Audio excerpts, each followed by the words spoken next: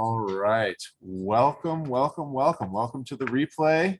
If you're watching us online afterwards, welcome to our live session. If you're here with us on Zoom, we're up and running on Zoom. If you're watching with us on Facebook, we are streaming live on Facebook as well, on the Mission Suite Facebook page. So if you have, I like to say, wishful thinking, really, but I like to say, if you've got anybody out there that's, at the last minute, hey, I can't register for this anymore, but I really want to get on it. How do I do it? And send them to the Mission Suite Facebook page and you'll see it there. But we're looking forward to this one here. This should be a really great conversation. We've got some resources for you to download. You should have seen that in the reminder email as well yesterday. But if not, we'll be dropping this link here just as soon as we get going. And I am pulling this up just so that I can quickly and easily paste it into the chat here. So everybody should be able to see the link to download, or to access rather, the Google Sheet that we put together to support kind of our conversation for this meeting here. It's in the chat. If you're watching this on the replay, or if you're watching this on Facebook, it will be in the comments of Facebook page of the wherever you're watching this. So if you're trying to get access to that, it's down there. But yeah, so let's kick things off here. All right, and thank you again so much for joining today's community table discussion. What is new in sales and marketing in 2022? And more importantly, how do I take advantage of it to actually grow my business? My name is Ian Campbell, and I am the CEO of Mission Suite. And joining me as always is Dean Isaacs. Dean is the founder of Vantage Group, a business growth strategy firm. He works with B2B companies, helping them grow predictable, profitable revenue and scale their organizations. In 2018, Dean launched the Growth Collaborative, a group consulting and mastermind program that helps B2B consultants and experts break through their revenue ceiling and generate high-ticket clients month after month. Before we jump in, I want to address a couple of housekeeping items. We will obviously be taking questions throughout the session today. So if you do have questions, do me a favor, open up that Q&A and use that Q&A tab there on Zoom instead of using the comments. It helps us kind of keep everything a little bit more organized and keeps everything just a little bit more straightforward for us as we're going. So if you have questions, definitely pop them up in the Q&A and we'll make sure to get those answered for you. If you want to just wait till the end, you can always do that. Again, the spreadsheet that we'll be talking about a lot today. We'll be able to share. I'll be able to share my screen. I'll show you the spreadsheet too. But if you want to download it, if you want to pull, or if you want to access it, the link to do so is in the chat. If you are on the replay here, then it'll be in the comments section of the video, and also it's in the it'll be in the recap email that goes out after this as well. So plenty of ways to get access to everything that you need to do this. But in the meantime, let's jump in here. First things first, I'll talk about the spreadsheet because why not? So we'll see a bunch of people have access to it, or have started accessing this. That's awesome. I am going to share my screen here so that I can show you what we're looking at. The first page on this is how to customize the workbook. Obviously, if I gave everybody access to my sheet, then everybody would be changing it and nobody would have anything clear. So you've got view only access to this. To actually pull it down and be able to modify it, simply follow these instructions here. So click File and then click Save. I'm sorry, click Make Copy, which apparently I forgot to add into this little copy, these sheets here. But you'll make a copy of it. You'll rename the document, select the folder that you want to save it to, and then you'll have the file that's actually ready to use, and you'll be able to do any sort of modifications and everything that you need to do with that as well. So there are three key things that we're going to go over today. We're going to talk a little bit about messaging, current state, future state messaging. And then we're going to talk a little bit about sales and marketing technology and different tools that you can be using to make an effective go of your sales, a more effective go of your sales and marketing planning here and execution. And then finally, we'll talk more about the collaborative selling guide.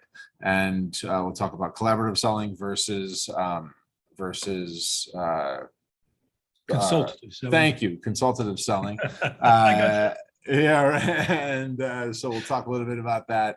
But that's kind of how we're going to go, what we're going to go through here. But first, to kind of kick things off, Dean, we hear about sales and marketing changing, and there's everything new in this industry or that industry, Right. every year.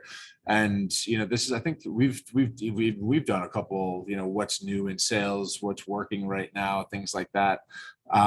So I mean, now as opposed to years past, what are you seeing in ways that what are some of the things that you're seeing that are different in sales and in marketing, and finding people and making those connections?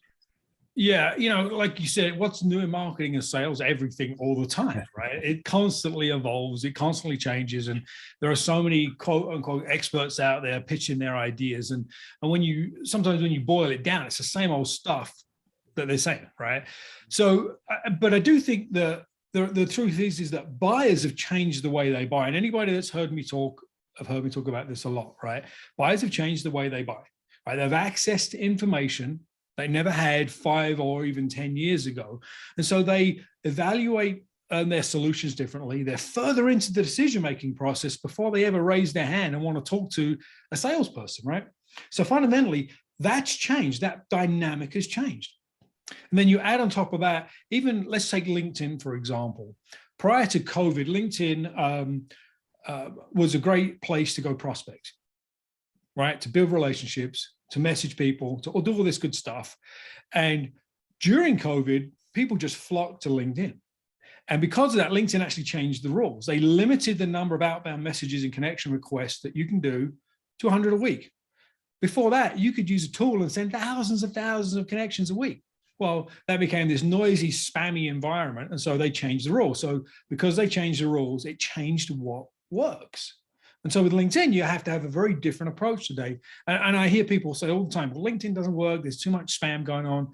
If you do it right, it still works. But what is right has changed to what worked 24 months ago. So your choices of channel, choices of ways of getting in front of your market to prospect, to reach people has changed. The way you need to structure your messaging has changed, right? And we'll get into some of the details of these. And then ultimately, like you spend all this time and all this effort to get referrals and intros and leads. And now I'm telling you that buyers have changed the way they buy. So our sales have to change. It's constant, right? It never ends. But there are 3 key things really with each of those, with messaging, with reaching people, and with sales, that we'll get into.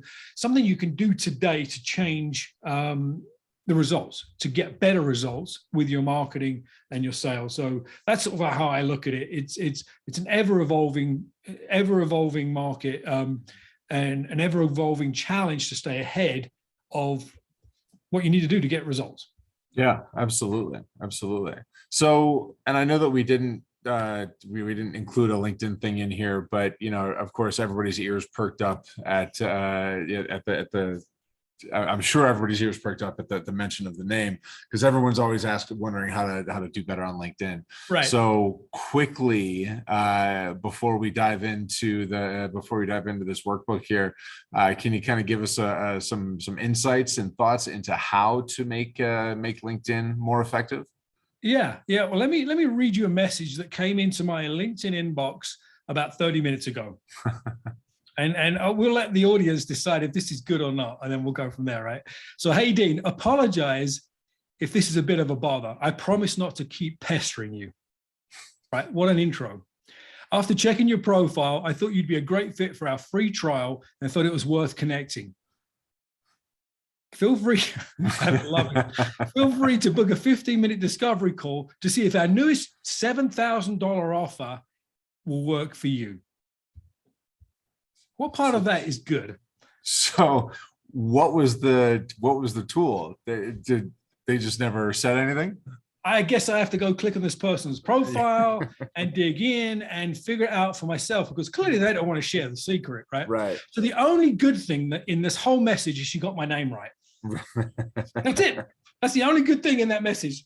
So clearly, you know, we can learn from examples like this. Mm-hmm.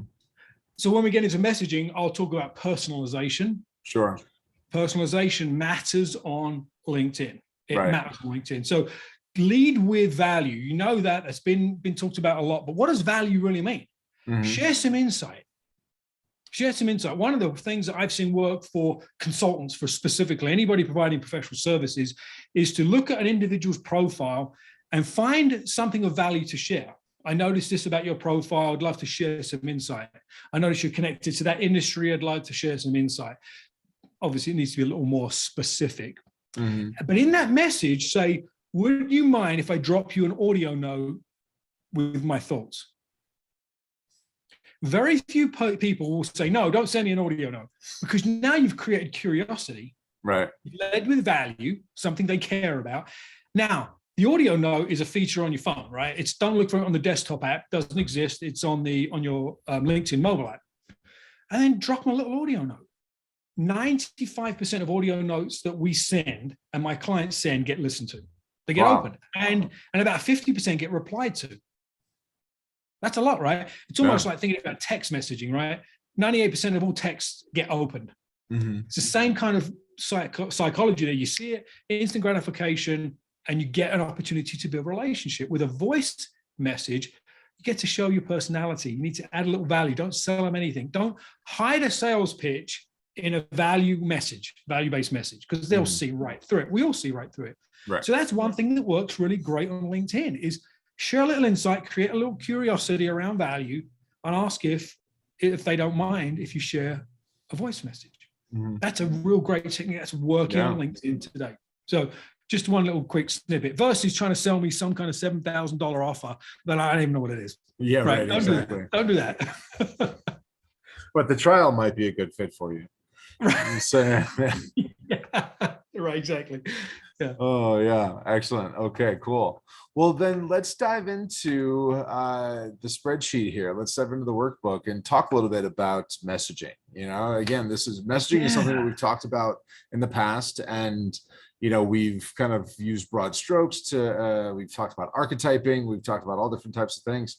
So tell me, let's start off by explaining this whole kind of current state, future state concept, and dive into how to actually build it out. Yeah, so I kind of touched on this concept of personalization just then, right? With the LinkedIn messaging. And personalization, I look at it from two perspectives. One is personalizing your message to your audience and or the individual you're targeting, but also personalizing your messaging for you. Mm-hmm. Which is what that first box is all about in the shared sheet. What is your unique you, your approach, your process, your solution, right? And write it in terms based on your personal story, a client success, a lesson you've learned. You're personalizing what you do to your audience, right? Mm-hmm. There's a lot of authors use this approach. That's how they write their book. They write their book based on a personal experience and a car accident they were in, or a job they got, or a bad boss, or whatever it is. A lot of the core of what they're sharing, if it's leadership, lessons or whatever it is, it's pretty similar to everybody else, but they frame it from their personal perspective. So I've seen some of the folks on our call today. We've got a mix of people that are all providing professional services. And we all probably know 2 or 3 people doing the same things that each of our guests are doing. And so how do you speak about what you do from a personalization standpoint? Is there a proprietary process that you use? Is there a personal experience that you're leaning on? Because that's what people remember. They remember stories, right? They don't care about features and benefits. They care about stories. So that's the first step, is personalization of your message, so you can stand out a little bit in the crowd. I'm working with Ian's team, and we're talking about, how do we get Mission Suite to stand out in the crowd? There's stories we can use, client examples we can use. you don't just buy this sort of bucket, you put data in. There are things that come with Mission Suite that nobody else offers. There's a personalized story we build around that. So we can immediately say, okay, Mission Suite versus X, Y, and Z, we see the difference. But if we just say CRM, and I'm not an expert in buying CRMs, I don't know. So that's the first step. It's that first box that in that row 2 is think about your unique processes, your proprietary solution. And if you don't have one, come up with one. Make it up. Make it up. I've been working on this approach called the friction effect. And the friction effect is things that happen in your marketing and sales process that slow down deals, cause revenue to fall out of the funnel, cause prospects to go away. The friction effect. I just made it up. But it sounds like a proprietary process that Dean's pretty smart. He's got this thing, right? So think about that, right? Whether you're in professional services or you have solutions you provide or technology, it doesn't matter. Start there, because you'll start to stand out from your competition because they're all talking about features and benefits and blah, blah, blah. Talk about your proprietary, uniquely used stuff. So that's the first step. So and just kind of diving in on that a little bit. So, if I'm a CRM, right, and I mean, Mission Suite, the way that our system works is very different from like a Salesforce, for example, right? Yep. But if I'm talking to HubSpot versus Mission Suite, I mean, how am I kind of defining that? How am I identifying that that uniquely us thing? If I don't have it already, how am I, like, what steps should I go through in my head or on a whiteboard or what have you to actually kind of figure this out? Right. Yeah, that's a good question. It actually leads into the next section as well. It's all about keeping your market and your customer or your client in mind, right? If you talk to your market, you're having enough sales calls, you're talking to prospects, be really intentional about trying to understand the current scenario that they're dealing with, right? People are probably coming to you for similar things, similar pain points, similar issues, similar challenges, right? That's where you can build, you can focus your unique process around or your proprietary system. So for Mission Suite, what comes to mind is managing your referral partners, right? I can manage that relationship in any CRM, right? It's an empty bucket. I can put data in it. I can set up workflows, but you have your referral bench system built into the Mission Suite. So for me, for you guys, you're talking to a market that they get a lot of their business from referrals.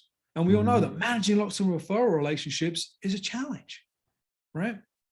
And so you build your referral bench messaging around that known problem for your audience. And all of a sudden, it's like, I'm not buying a CRM, I'm buying a tool that's going to help me make more money because I make money through referrals. Right.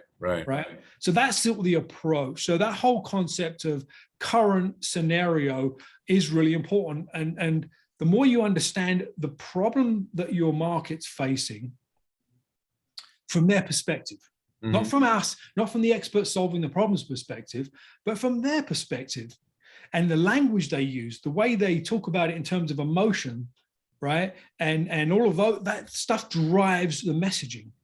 But don't stop there, go one layer deeper and understand what are the negative impacts of that problem, right? It's one thing to say, I'm having a hard time tracking all my referral partners, if somebody would ever even say that, right? But ask them, how is that impacting your business? How is it impacting your life? Because the impact is what they want to solve for. They don't care about the problem. They care about the poor result. That makes sense? Yeah. So the negative impact or unwanted consequences of not solving the problem. So really when it comes down to it, and so like we've got an IT company here on the call with us here today, right? So if we're thinking about like an IT company, what are we, I mean, I'm assuming the low-hanging fruit is well, your business can go belly up if you get attacked, and that can be dangerous, right? So there's things like that we could talk about. But what about, I mean, assuming that everybody's having that same conversation, right? So are there ways that we can kind of look at that differently on a person-to-person or company-to-company basis that we're talking about? Yeah, absolutely. And that's part of that next level of personalization. There are probably some buckets of problems that an IT company solves for. right? But we can't assume that the prospect we're speaking with has one of those problems or has all those problems. So you have to just literally ask the question, how are things working right now? Right? Big, open-ended, general questions are the most powerful to start this discovery process. What's going on? What are you concerned about? And then what are the impacts of that thing? Because then all of a sudden you've probably got messaging that's focused on one of those issues, right? Because you've seen this trend, but we don't know if it's network security, data security is an issue, or uptime, or employee productivity, or cost control, or moving from a server to the cloud. We don't know. We don't know, but there's all of those are potential issues that we solve for. So in your broader marketing, you have to weave in those scenarios because you're dealing with general problems in the market for someone like this. But when you get into that discovery call, the goal, and we'll get into selling in a minute here, but the goal is not for you to discover something you can sell, right? That's the misnomer. When we hear discovery call, it's like, what can I find? I can sell you guys. No.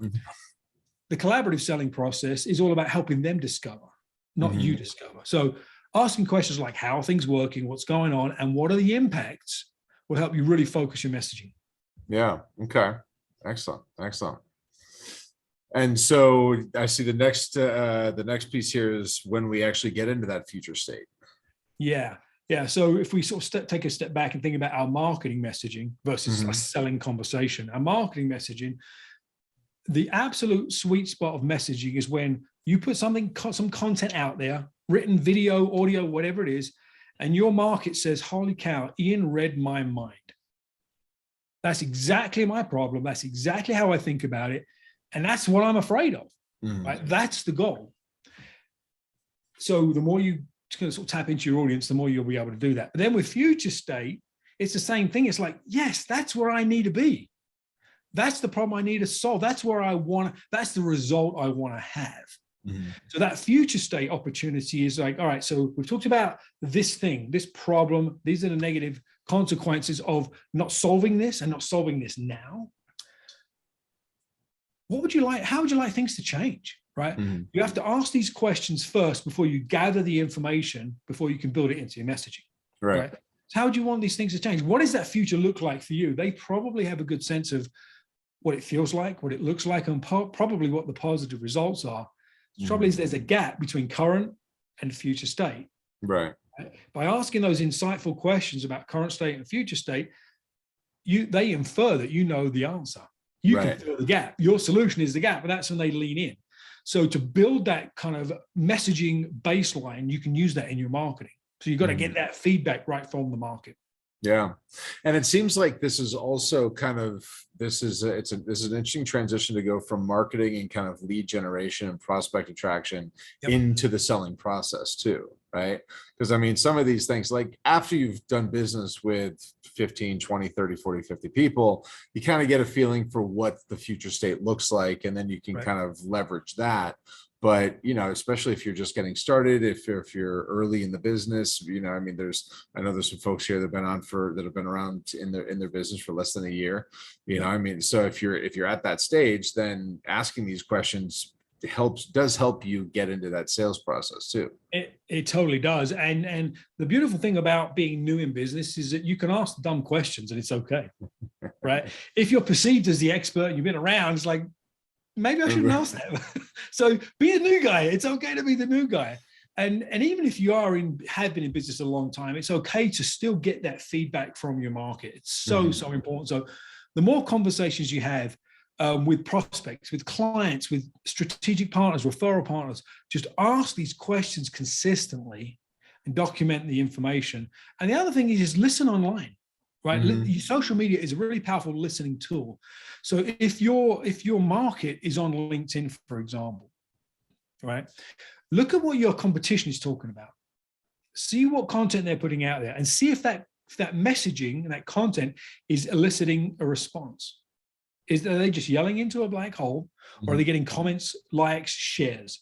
If they're getting reaction, they're getting engagement, you probably know there's something to that content path, right? Yeah. Another really powerful tool is the LinkedIn polls, right? Use a poll, little blurb in the post. trying to figure out this stuff, love some feedback, and put in 3 or 4, ask the question and put 3 or 4 responses in there.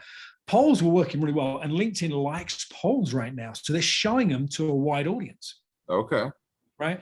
And the whole concept of using quizzes in your sales funnel is actually working too. That's a different conversation, but it's a poll is just a small quiz, right? Sure. You're gathering information. So use the poll, gather information. LinkedIn's got those tools built in. You don't have to use an offline or a separate app to ask a question anymore. It's Right. built right into LinkedIn. Interesting. Gather that. Yeah. Yeah. Yeah, that's great. Yeah, because there are a lot of, I mean, I know that there are a lot of ways to kind of capture this information. And if you don't have to go through the process of dealing with 50 clients to get to it, it's going to help accelerate you a lot faster, right? It really is. Yeah. And if you've got clients, a list of clients, then create a poll and tag them in it, send it to them, right?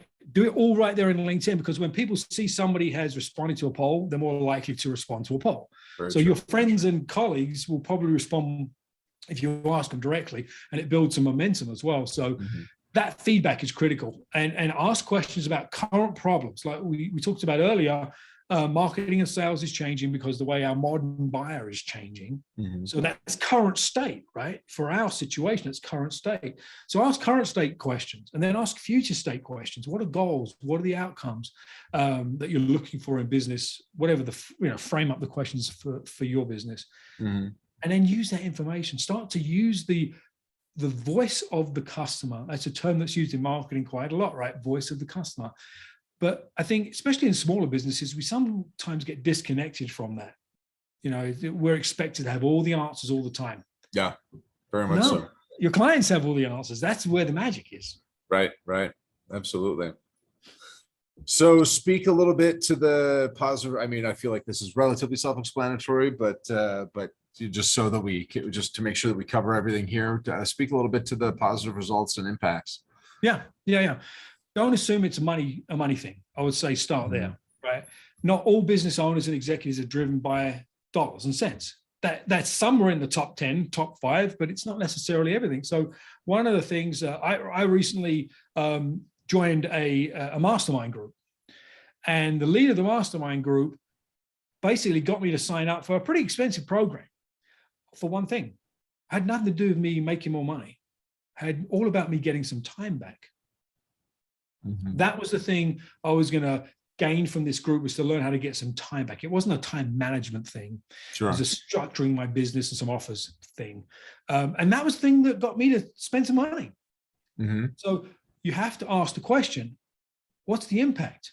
What's the result? What are you hoping for? And then dig 7 layers deep. Because if they say, well, it will give me more time, dig into that. What is that going to do for you? How are you going to spend that time? More time on my family, more time on the business, more time on. Then what? Dig into that.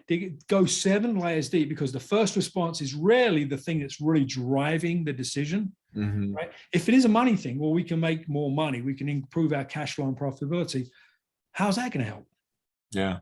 And then how's that going to help? And then and you may find that the money response is actually all about having impact, or having security in life, or giving more back to the employees, or giving to a non-profit or a charitable organization. That's the motivation for the change, not the making the money. Right. Dig into that. That's more of maybe a sales conversation situation, but you're going to still get some trends there that you can lean on. Yeah, definitely.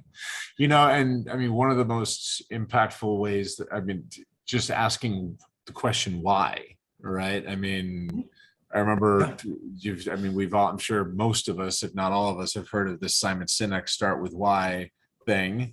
I was at the TEDx in San Diego where he presented one of his things, and completely changed my thinking on the whole thing.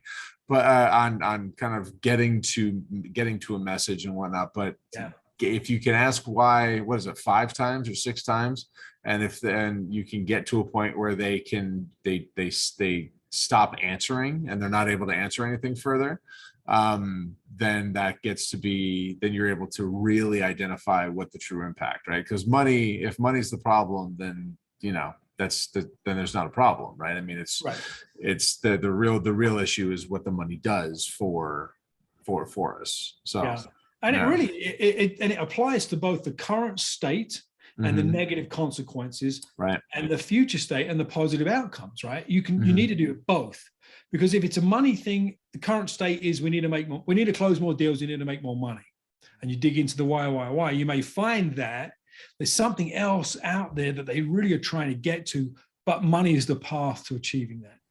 Great, then you're aligned. Yeah.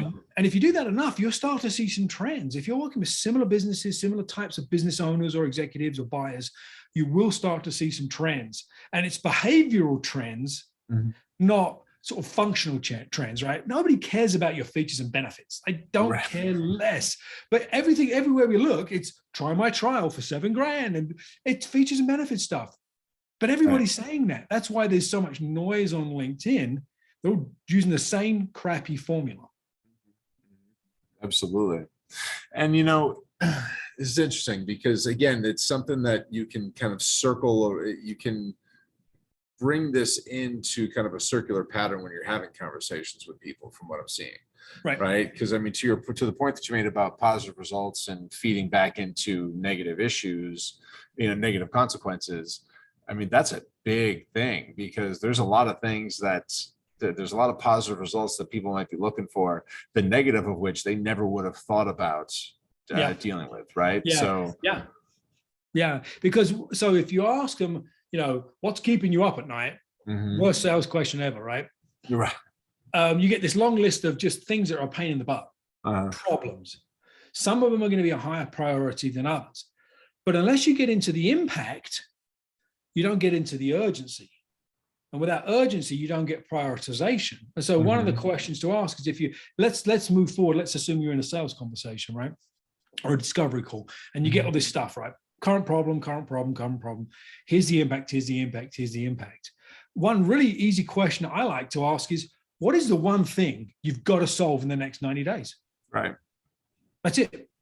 What's the one thing? And then they'll stop, they'll think, because you've already talked about the negative impacts to them, their business, their cash flow, their life, their family, their time, their health. That will help them prioritize the thing that, holy cow, that is the one thing I've got to solve in the next 90 days. It may not be the thing you can solve for, which is okay, but you've just really added a ton of value and you help them prioritize this wish list. And then that also leads to the, I'll think about it, or I'll get to it eventually, and they never make a buying decision because they got a problem, but the pain isn't great enough, and the urgency is there. You get past all that stuff. So that problem and urgency sort of quadrant, you want to be in that top right-hand corner, right? High problem, high pain, high urgency will get them to take action. But if you just stop at the negative impact or the positive outcome, you won't get there. Yeah. Very cool. Very cool. Anything else you want to touch on this this section of the guide here? For the messaging, no, I don't think so. I think that these are pretty self-explanatory. I think that, again, it's all about personalization. It's all about personalization of your stuff and your market, but ultimately get to understanding the behaviors and decision making. That's where you want to get to. That's why you want to understand the pain. And what's the priority, because then you can understand the behavior and decision making. Then you can align. That becomes the foundation for your messaging. Foundation of your messaging. So go through this exercise. This is a never ending, as much as I hate to say it, this is always should be on your mind when you're talking to prospects, talking to the market. So absolutely. Because, you know, what I've noticed, something that I've noticed in this, you know, every time we talk about what's changed in sales and marketing, what's new, what's different, et cetera, you know, one of the things that I feel like a lot of us don't realize or don't acknowledge is that sales and marketing is not changing, but the client's changing. Right. And so as you keep going through as you keep having these questions, keep having these conversations about negative impacts, you know, positive impact of solving the problem, things like that, you're going to realize that a lot of these things are going to change over time. They're shifting over time. And so, you know, at the end of the day, it may or may not matter right now, but, you know, in like cybersecurity is a perfect example of this, right? Yep. Cybersecurity for most IT companies is probably one of the biggest things out there right now because of all these ransomware attacks and this, that, and the other thing, all these news stories that have been coming out for the past couple of years. But, you know, it wasn't really a need. It wasn't really something that, well, I mean, it was always a need, but it wasn't something that was important at the time. Yeah, right? yeah. And they don't want to spend money on that stuff. Mm-hmm. They don't want to spend money educating their employees to not click on phishing emails. They don't want to do that. What they want to do is protect their business. Mm-hmm. They want to protect their livelihood. They want to protect their data. That's what they want. That's the positive outcome, is that protection, which leads to probably peace of mind, increased valuation, blah, blah, blah, blah, blah, whatever those other things are. They don't want to spend money on cybersecurity stuff. Right. No, they'd rather go buy a boat or whatever. Right. Who cares? So it's not about the cybersecurity service. It's about what the result of having that in place, right? Is it the peace of mind and so on? So you got to get below the alpha, get below the service. Mm-hmm. Mm-hmm. Absolutely. Excellent. Well, very cool. So let's jump over to the sales and marketing tech stack guide. So this is an interesting one for me anyway, because this is my world. But you know, I put together the things that a list of the things that I've been seeing pretty much everybody using to some degree in when it comes to marketing, to sales and marketing technology. You know, and I don't know that we need to spend a ton of time on this, but there's a couple pieces here that I really want to dive into, right? So I was going to ask you, you know, you speak tech language, right? Mm-hmm. And so for our audience, there's a list of probably 10 or so or more, maybe a dozen different technology options here. You already touched on it. Do we all need everything? Probably not. But how do we go about understanding, like, do I need a CRM? What about lead gen, email marketing? How's that different than marketing automation? Maybe sort of set a little bit of context, if you would, for the group. That would be great. Absolutely. And so, you know, I mean, the CRM, on the CRM side of things, you know, the lead gen side, you know, a lot of this stuff does actually sound pretty similar, right? But I mean, when you think about a CRM, the reality is that you're looking at the data that you have, right? The information that you have, the contacts that you have. And these are people that you already have at least, maybe you've reached out, maybe maybe that you've met them before, whatever. But I mean, they're all people that they're leads that you have already generated. They live in your CRM, right? But once you get done with your, let's say you're a salesperson and you get 100 leads from your sales manager. Once you get done with those 100 leads, now what? Right now, you got to figure out how to get more.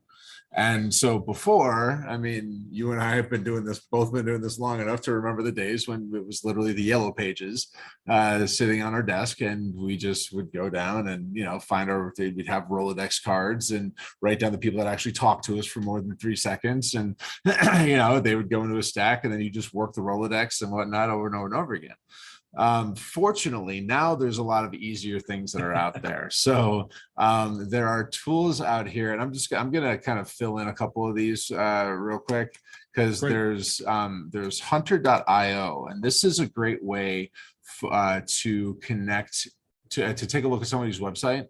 Because if you go to someone's website, you have the Hunter.io extension on Google, then you can actually see what their email. It'll help to pull up your the contacts that they can identify, that Hunter can identify in that company, and it'll give you a sense of the email structure that it has, right? So it's a really good tool, because it's a way that you can kind of make a guess at what that initial email is. And there's a lot of people out there that have their email addresses pretty well hidden. But if you can kind of guess the email address, then they'll respond, just because you kind of spun the right wheel. So that's one tool that's out there. It's more of a manual tool, so you've got to do your own hunting for it, right? So you've got to go out, you've got to find those websites of the companies that you want to have. You've got to have your target list out there and already, right? So it is more of a manual tool, but it can be super valuable there. The next thing that I like to talk about is Lead Fuse. Now, LeadFuse is a really cool system. It actually, it can be more of an automated system because you can put in your search criteria, and then that'll help to actually produce a list of contacts and companies for you. Right. And they're a data provider. They're pretty straightforward, but they can be really powerful, and it can be a really powerful tool because you can get, you can get cell phone numbers, you can get, direct lines, you can get direct emails, personal emails, LinkedIn accounts and whatnot. And, with any data platform or lead generation platform, there's going to be some ups and downs, right? Some of the LinkedIn's aren't going to be valid anymore, and some of the email addresses are going to be bad. That's okay. It's right? not perfect. Yeah, exactly right. It's never going to be perfect because there's always going to be too much shifting going on. But this is a good place to start, because if you pull a list of 100 people, you're probably going to get about 75 of them that are going to be solid. So great place to, both of these two things are great places to start. And then of course, the other lead generation tool is Sales Navigator on LinkedIn.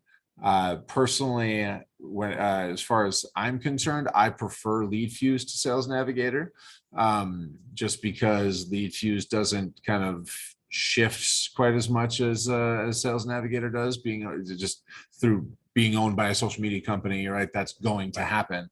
Right. But I'd say those are kind of the three things that I would take a look at on the lead generation front to figure out how you're going to actually build out your leads list, because these can be super, super valuable for you and help you to get really quality information. Yeah, that's great. And so keep in mind what your outreach strategy is, right? What is your prospecting approach? And then pick a tool that supports that. If you're like all into LinkedIn and you want like all that LinkedIn based data, Navigator is awesome.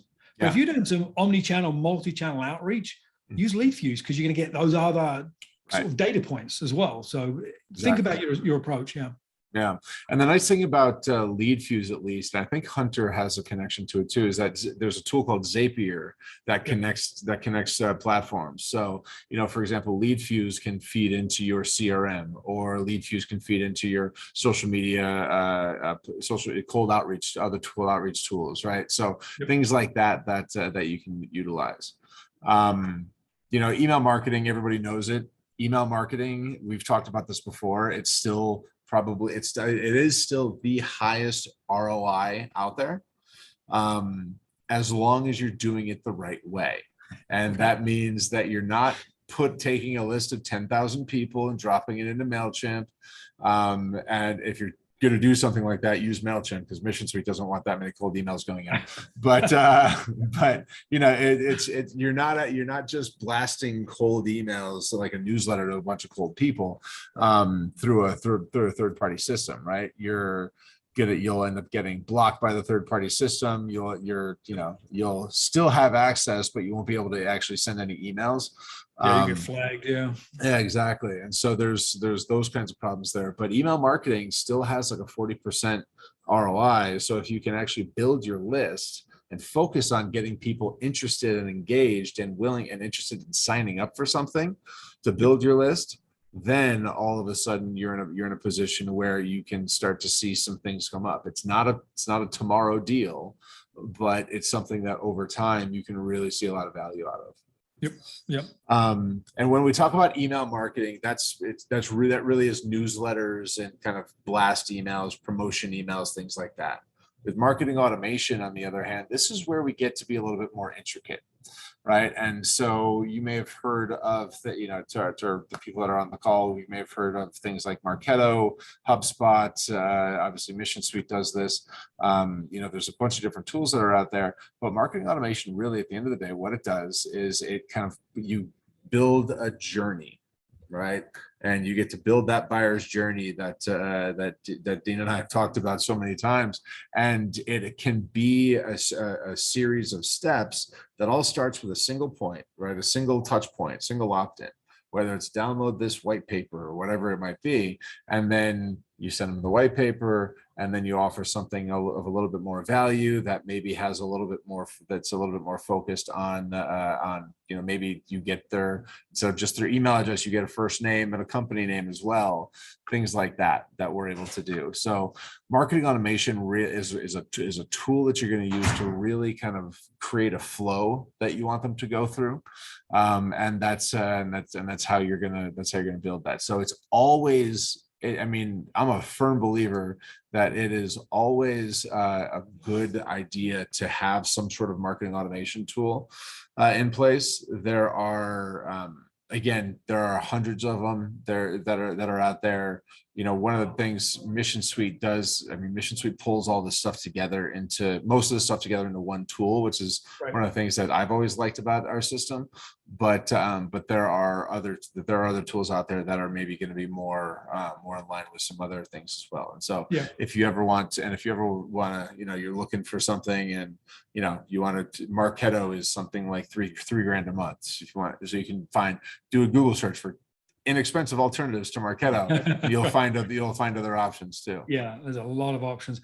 I think when it comes to selecting all these different technologies, is come up with your requirements document, right? What are the things you want it to do? Right. Absolutely. Versus shop first. Well, I need to go buy a car. Well, there's lots of options, right? What do you want? A four-wheel drive? Do you want a station wagon? Do you want an SUV? What do you want? Start with your requirements first, and then start to look for solutions that solve those problems. Yeah. Do they still make station wagons? Is that still a thing? That's a good Subaru makes a station wagon. That's true. That's true. Yeah. It doesn't have that cool backward seat in the trunk anymore. All the wooden panels on the side. Yeah, right. Exactly. So website landing page builder, there are things that are out there, again, Mission Suite does offer this. Although I will say that I don't like using third-party systems for website and for as your website builder. So if you're going to do something like this, I would stick to something like a WordPress to build your website, or Squarespace, and there's a bunch of them out there. But Wix is another one that I've known some people that have had some success with. But keep in mind that the nice thing about when you have these set up is that you can use these same tools and keep your landing pages with your website, right? Now there is a case to be made for things like for independent landing page builders. Things like Mission Suite has an independent landing page builder in it. That's a perfect use case for the website builder inside of Mission Suite, right? There's another great one called Unbounce, which is great for landing pages. So because and it's a system that keeps everything off. It keeps everything off of your website. You have to talk to your web developer and your digital marketing folks to make a determination on what's going to be more effective for you. But there are reasons that there are certain reasons to keep them together for search engine reasons, and then there are certain reasons to keep them separate as well. Yeah. So. Well, sometimes you want custom domains for landing pages for a particular campaign or offer. So those are things to keep in mind as you look at these technologies as well. Exactly.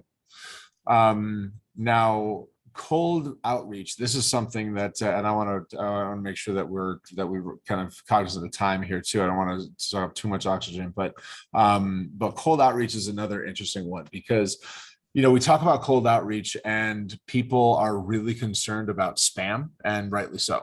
Right? Because again, if you're using a third-party system like Mission Suite or MailChimp or Emma or what have you, you're going to be, you're at risk right off the bat because, if you, and we did a community table with Adrian Savage before a few months back. That was probably about a year ago now. Yeah. But where he talked about why emails get bounced to promotions or to spam or what have you. And, and so it's important to make sure that the list that you're working on is really clean with your email marketing through a third-party system.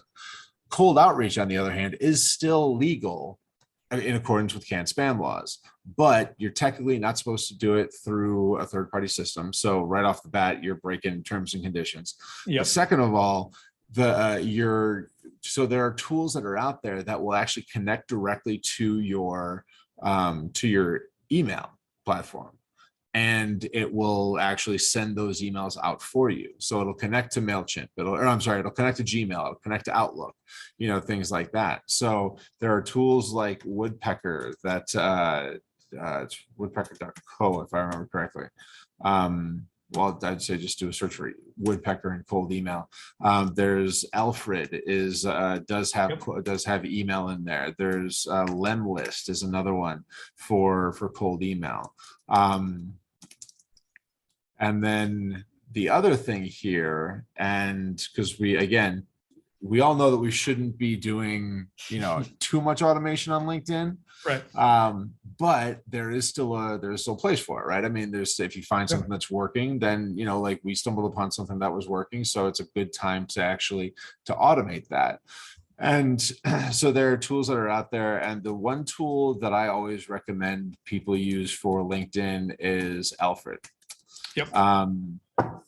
There was a tool that countless people used for a long time, but it was based out of Russia, and so now they won't let people pay them anymore. So nobody can upgrade their stuff. But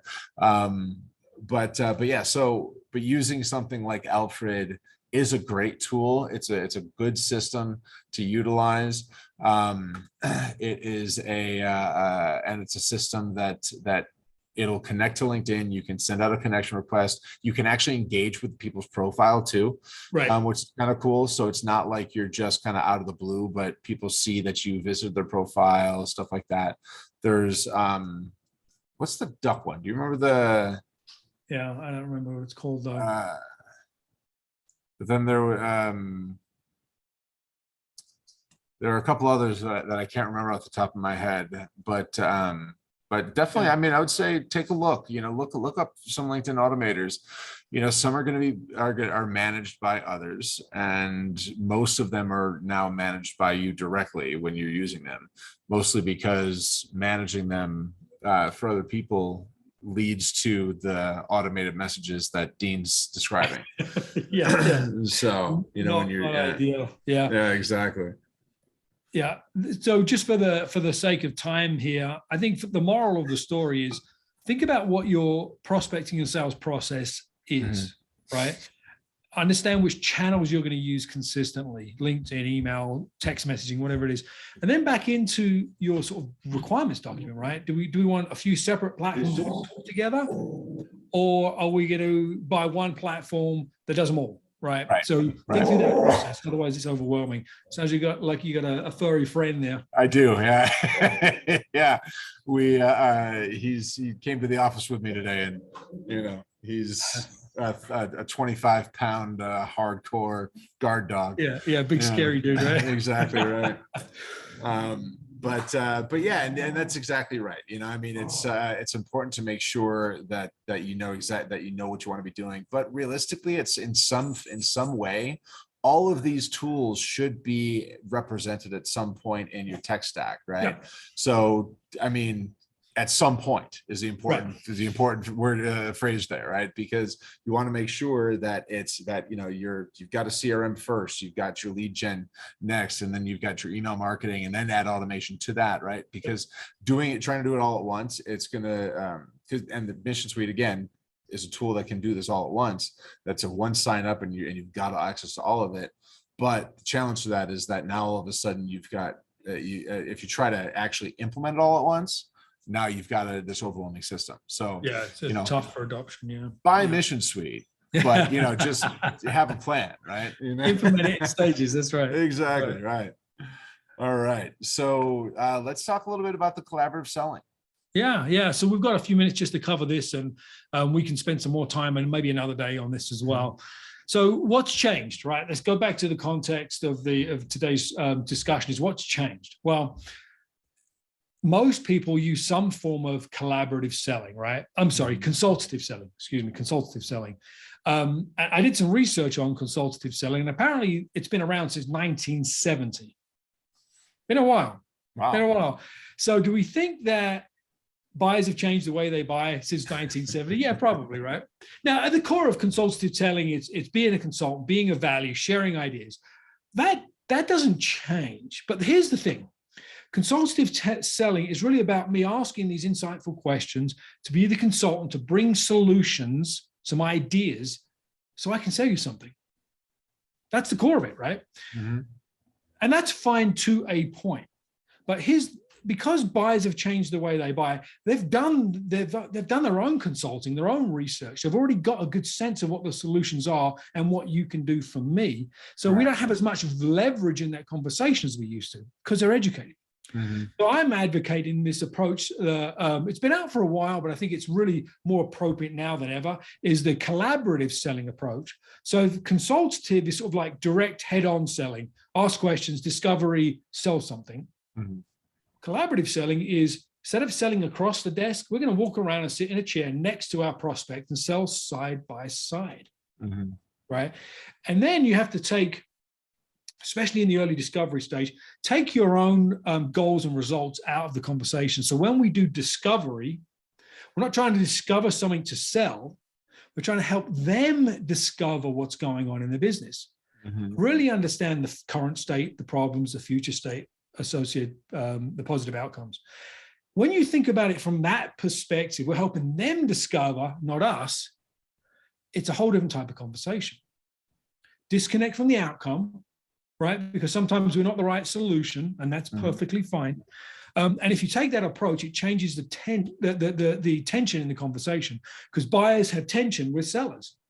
But when they immediately start to feel like, all right, this person's helping guide me, they're not going to try and, you get to sell. Don't get me wrong. It's still a selling approach, but you don't get to sell too soon. Right. So that's something I think is really important. If you can help them really create this sort of joint effort, they're an expert in their business and their pain and their problem. You're an expert in solving similar problems. So you get to team up. You get to team up. And then you may discover we're the guys for you. We're not. If not, we can maybe suggest some things. We can make some introductions. Either way, the outcome is a good one for everyone, right? Yeah. So, and this is something that I feel like I kind of, referencing the IT world again. I feel like this is something that is kind of an easy, low-hanging fruit to discuss in IT, right? Because you're literally, as an IT provider, you're working with the only option a lot of times is to literally sit next to the person, open up laptops and work through where things have to go and what's failing and what's not, and like stuff like that. And so it creates a very natural discovery process. Now and again, I think we could probably do an entire session on this, but the challenge that I see with this, and I'd be interested in hearing how to do this, is that it takes a while to build up that trust to be a collaborator. Right. Rather than just a consultant who's being paid attention to for 2 hours, and then we'll figure out what to do next, kind of a deal. So is there a way to bridge that gap to get to that, to find that trust and to really lock that in so that you can actually be known as a collaborator? Yeah, it's a tough one, right? Because it's sort of this sort of personality dance that we do with our prospects. But I think one of the most important things is don't ask salesy questions. Yeah. Don't ask about your decision-making process. Don't ask about your budget. Don't ask about that stuff. Nothing smells like a salesperson more than those questions, right? Don't do it. Don't do it. Focus so get rid of BANT altogether. Yeah, BANT down the road. Down the road. Right. Yeah. A medic, same thing, down the road. Doesn't work, right? It just creates this false paradigm with the prospect that you say one thing, but you're actually doing something else. Your questions and behavior are actually sharing, connecting differently. So don't ask those questions. Ask questions about them and not leading questions so you can go sell something, right? Get beyond that surface. So I think that's really, really important. And then insightful questions, you get the opportunity to share your expertise, right? Share your expertise by asking insightful questions. Get them to think about their problem differently. Get them to think about the impacts differently, and then what kind of follow up, right? That 3, 5, 7 layers deep. That establishes you as an expert, as a consultant, and not as a salesperson. Yeah.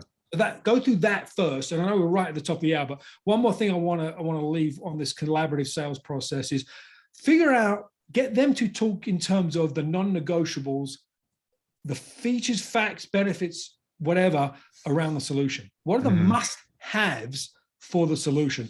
They need to say them. You need to lead them a little bit, share them. You can say, do you need email marketing? Do you need CRM? Do you need automation? No, these three are my must-haves. They're framing up the solution for you, and you're a fit or you're not, right? So that's an important piece. And it's not getting them to say, here are the features that work well for our solution. That's not the goal here. So maybe we should do another session on this thing. There's a lot more to do, but you can navigate that sales conversation in a side-by-side role versus across the desk role, and the outcomes are very different. And it actually speeds up the decision-making process, which sounds sort of counterintuitive, but it actually does. And we'll get into that another day, maybe. Yeah, very cool. Well, I mean, we always have to figure out what our topic is for next month. So here we go. Yeah, Dennis bringing with us, so that's great. Yeah, exactly.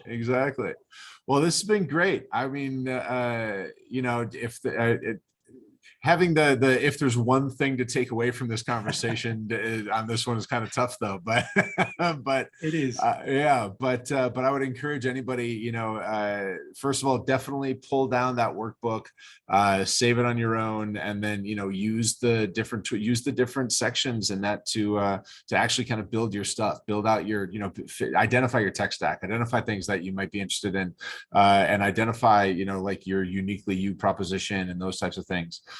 Because that's going to be hugely helpful to pull that all down. And if you have any questions, you know, again, this is on the Mission Suite Facebook page. It's on Mission Suite's YouTube channel. If you have any questions that didn't get answered, that we didn't that would talk through, then we you know, you can go back over there, drop a question in the comments, and then we'll make sure to get them answered too. And then stay tuned for next month, which I'm assuming is going to be all about collaborative selling. You know? Yep, it probably will be. Beautiful. I love it. All right. Well, thank you all for being here. We appreciate the time and attention, and we'll talk to you all soon. Cheers. See you, everyone.